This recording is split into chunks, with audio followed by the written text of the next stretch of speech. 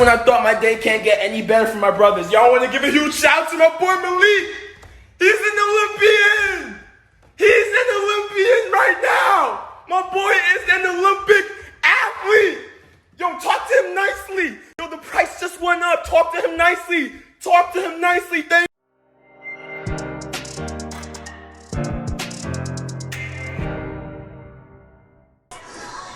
We are a little less than 6 months out from the scheduled start of the Summer Olympics in Japan.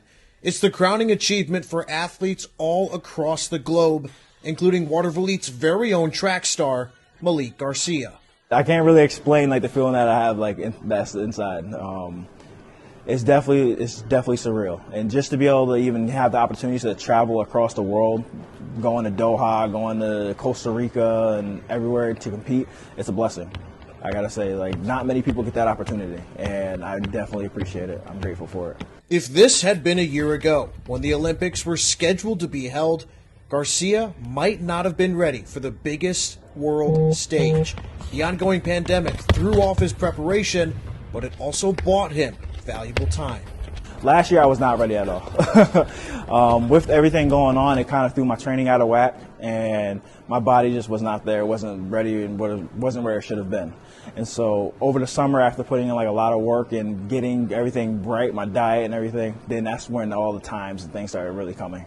So Garcia went to work, competing in competitions all across the world for the Honduran national team, setting team records while qualifying individually for the Olympics in the 100-meter dash. It's going to mean a lot. It's going to be surreal. It's going to be a goal that I want to say that I've had for quite a while, actually. Especially being that I never took track seriously when I was in high school or college, and then deciding to come afterward, post my collegiate career, and then wanting to actually take it serious.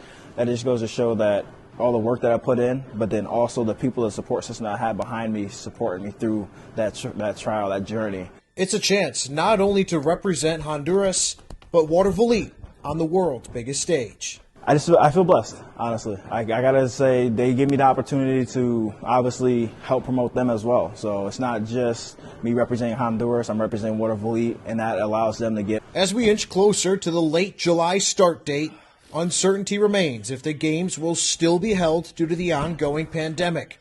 Regardless, Garcia will continue to improve his craft. Whether there's an Olympics or not, I'm still going to be working out, still going to be training, and still going to find some type of competition to compete in. In Watervliet, Jesse McWilliam, Spectrum News.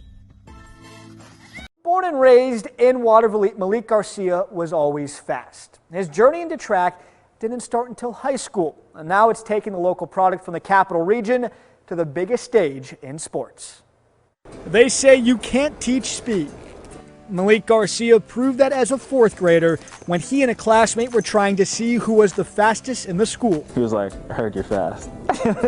So I'm just sitting there, my mom was like, I guess kinda. He was like, I want to race you after. So I was like, all right. And I ended up winning. In high school, he played football and wrestled. His journey to track didn't start until a recommendation from a wrestling coach put him in the starting blocks. So he told me, and I was like, that might be a good idea. And so I actually left the wrestling team because they had just started an indoor track team. So I left the wrestling team, went to indoor track. After a college career that saw him earn All-American honors 5 times, Garcia competed for both the Dominican Republic and most recently Honduras.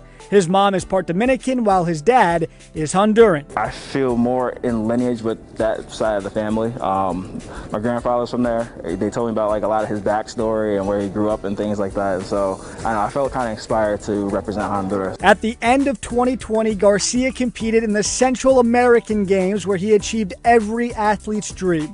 The sprinter secured a spot in the 2021 Tokyo Olympics, qualifying in the 100-meter dash. It's a blessing, I gotta say, and it makes you feel like being on that next level, it's like you can actually compete with the best of the best. At the same competition in the 4x100-meter relay, he was part of a team that set a Honduran national record. He has a chance to qualify in that event as well. Whether or not the games actually happen is a different story. So my mindset is to keep my head down, stay focused, keep working, because there's still other meets going on. If he does get the opportunity, the local product is as determined as he's ever been. My goal is to be the first Honduran to run sub 10 in the 100. So if I can run a 9-second 100, then I'll say, all right, I'm good. I can retire. I'll be happy. And Malik is also a track and field coach at Waterville High School. I've always been told I was self-motivated.